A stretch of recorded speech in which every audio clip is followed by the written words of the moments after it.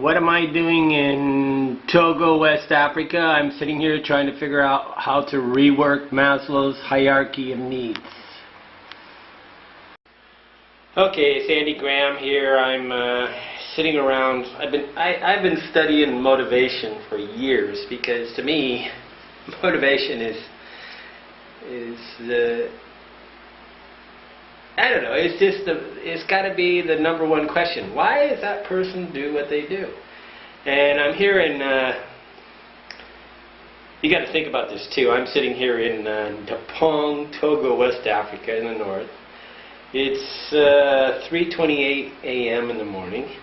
And what motivates me to get up and think about and make a video about Maslow's hierarchy of needs? Okay, I'm not making a video about Maslow's hierarchy of needs. I was sitting here, I think the guy screwed up. Easy thing to say, right? Okay, so I took out his thing and I have it on, you know, this is really sick sometimes you think about it. I'm crazy. I have it on my computer, right? If you don't know what it is, it's these little pyramid, and it shows, you know, your physiological needs like food, you know, you have physiological, sex, food, water, homeostasis, excretion. Safety is second, love and belonging, and then you got this self-actualization where you get all this moral stuff. And I'm sitting there going, I'm in the real world, guys, and this is the if you don't know it, I went to Peru, went up into the hills and tried to get real close to uncontacted tribes. And the reason why is I want to see what the motivations of human are, unfiltered. Okay, and the only place you can get there is when you get down to the most basic level. And sometimes in Africa, that's what you see. You see what motivates people without the editing of social environments. But I'm not going to talk about that. I'm talking about today about, I read one of his quotes, and he really, you know, it's really so unfair of us. We can sit there and take somebody and put a snapshot and not see the whole picture, because everything's in context, right? And hierarchy of needs as opposed to hierarchy of needs and wants, and you know, he only has so many words to say all this stuff, so you try to compact it all into something that's you know, a one-phrase thing, a one-liner, right? Okay, but I read one of his quotes. Abraham Maslow, 1908 to 1970. So the guy's dead, so I can't go visit him. Hey, but here's one of his quotes, and I want you to read it. I want you to listen. The most stable and therefore most healthy self-esteem is based on deserved respect. I think he's supposed to have a semicolon here. Speak something. I'm just learning about semicolon. I can't write. I'm always trying to be better at it. Respect from then the most stable and therefore most healthy self-esteem is based on deserved respect from others rather than external forces or celebrity and unwanted adulation. Adulation, what a word. Okay, celebrity and unwanted adulation. Deserved respect as opposed to celebrity. Okay, what I want you to know is you can buy celebrity. Celebrity is the idea of Twitter and Facebook. And one of the problems I have with Facebook is that what you do, all you have to do is grab somebody else's photo and hijack their celebrity by putting it on your Facebook page. And this hijacking of the idea that you have a good photo. The good photo makes you popular because people like the photo that you shared, right?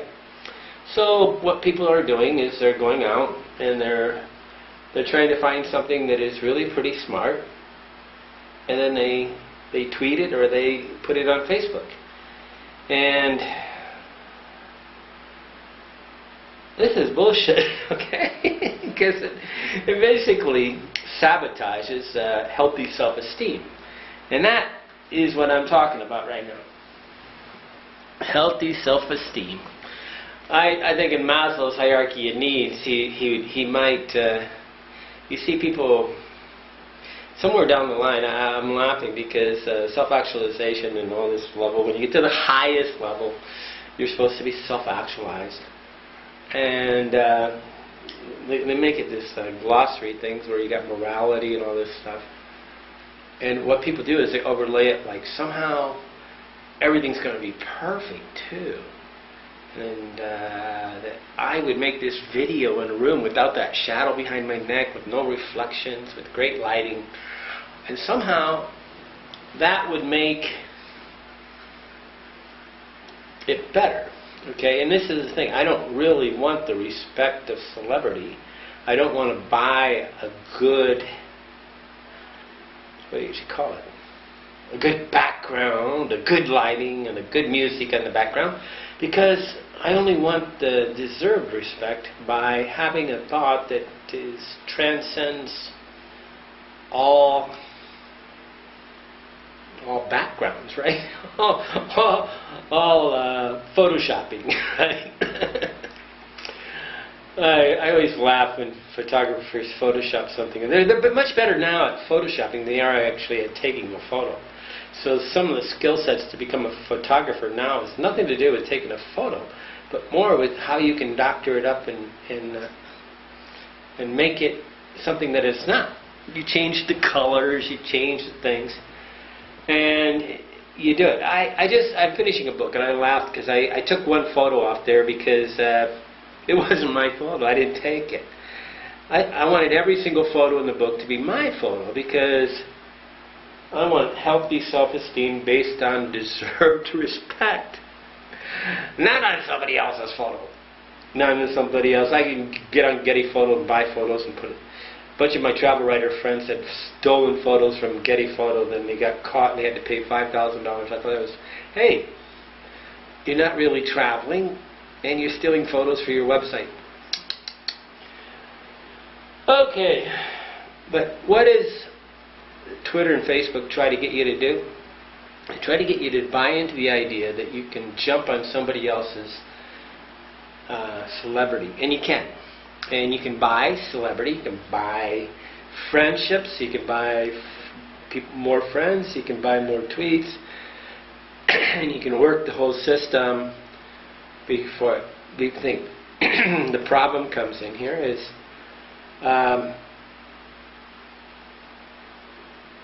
it's quite obvious that you can get a lot of attention by sticking your finger up your nose, standing on a thing, and you can become a celebrity by being just a jerk.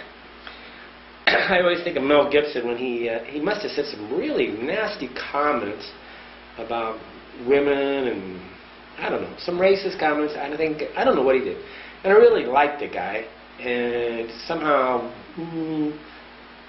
that tainted his celebrity, right? And I still respect him. On the other side is he sounds very human. Okay, he did some things that he came out with some comments that never should have got the light of day. But did it increase his celebrity or decrease it? Hey, they used to say, in a way, reporters make. I'll make a joke. If I got killed over here in Africa by an elephant, which there is no elephants, or I got kidnapped. Here's the classic one. If I got kidnapped and was held hostage, I would become famous. And I could buy this. I could actually fake the whole thing, become kidnapped, and suddenly I would be the thing. I went to Iraq, and if I would have got killed there, I would be much more famous in the fact that I didn't get killed, right? I always make fun of adventure travelers. They always want to show how they got robbed and all this stuff. And that's idiocy. That means you're a bad traveler. You got robbed. I got robbed in Dominican Republic. It's not something I'm proud of. It's something that happened, right? Okay, so But, you know, you can share these things and act like that's celebrity. And it's really the adulation and celebrity of doing something dangerous and then getting in danger. Oh, that's stupid. This is so stupid. But that's how you can buy your celebrity and unwarranted adulation. And this is what I'm really sad about Facebook. Facebook is one-upping each other, and everybody's trying to come up with the better photo, the better thing. And at the end of the day, they're constantly searching. You see these guys that constantly have a beautiful photo, okay? And they where to get it with a beautiful quote, a beautiful thing. And I do like epigraphs. That's the quote that you put at the top of a chapter that says, like I could put this, the most stable, therefore most healthy self-esteem is based on deserved respect from others rather than, I think it's supposed to have a semicolon, from others than in external forms or celebrity and unwanted adulation. You put that at the top of the chapter, and then you bounce off of Abraham Maslow's thing. The trouble is, nobody knows who the guy is, so I really can't do it. I got to really quote Sean Penn, or I got to quote, you know, Mel Gibson, or I got to do some movie star, because I can't quote Abraham Maslow because nobody knows him. But the truth is, I would quote Abraham Maslow because I want the respect of somebody else. I don't really care to have the respect of Tom Cruise. I could care less about some of these movie stars. I don't see them as intellectuals. I see them as good actors. Okay, and intellectuals a different thing. Okay, when you're going out and tweeting, and you're going out, and I tweet the other day. I make some quotes and I put them on tweets because they come up as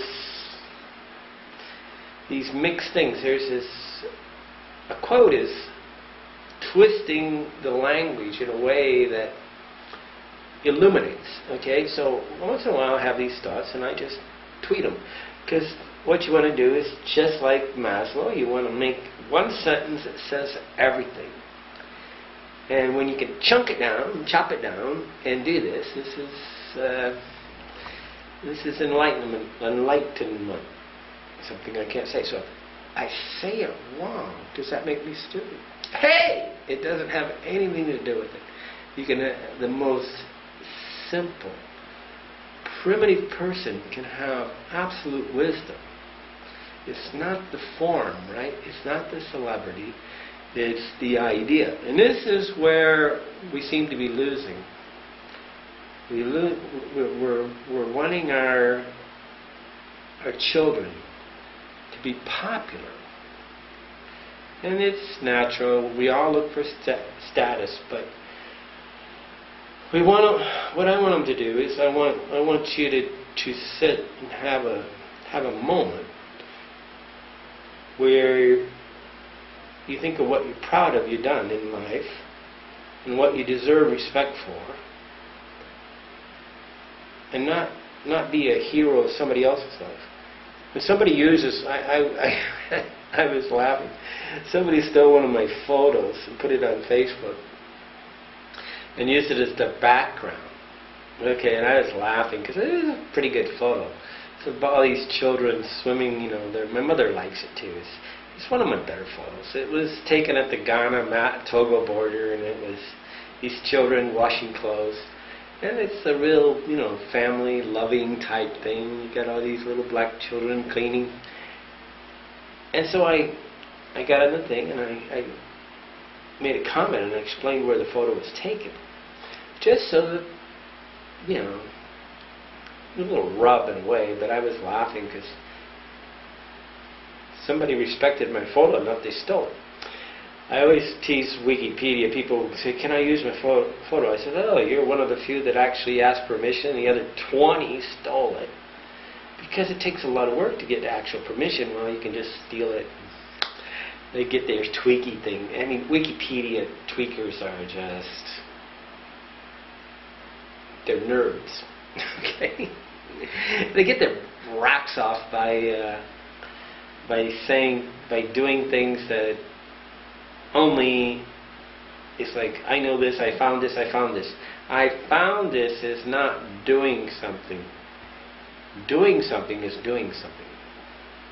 Finding something is what we're supposed to all do. Okay, but there is value in accumulation of knowledge, and some people feel like accumulating knowledge and being able to spit it out is good. I believe that creation is creating new knowledge. That's why taking the new photo that is special is much more important than copying my photo and putting it on there. Okay, children, please forget everybody else and go create something, do something. Take the best photo, think the best thought, put together the words in the proper way that tell a story. I want to tell a whole book full of knowledge in one sentence. I want to be quotable, not quoting. I want to say things that are quotable. I don't want to be quoting. I don't want to show your photo. I want to take the photo. I don't want to have someone else be the hero of my life. I want to be the hero of my own life. I took that from Charles Dickens. Whether I should be the hero of my own life or that station held by someone else, these pages will tell. It's Charles Dickens, I forget the book. But I learned that when I was age 20. Now I'm 58, and I am the hero of my own life. Okay, Andy Graham trying to tell you how all about Maslow's hierarchy theory, all this stuff, and this guy is a quite brilliant man. And I'm trying to rework his hierarchy of needs. Pretty arrogant, right?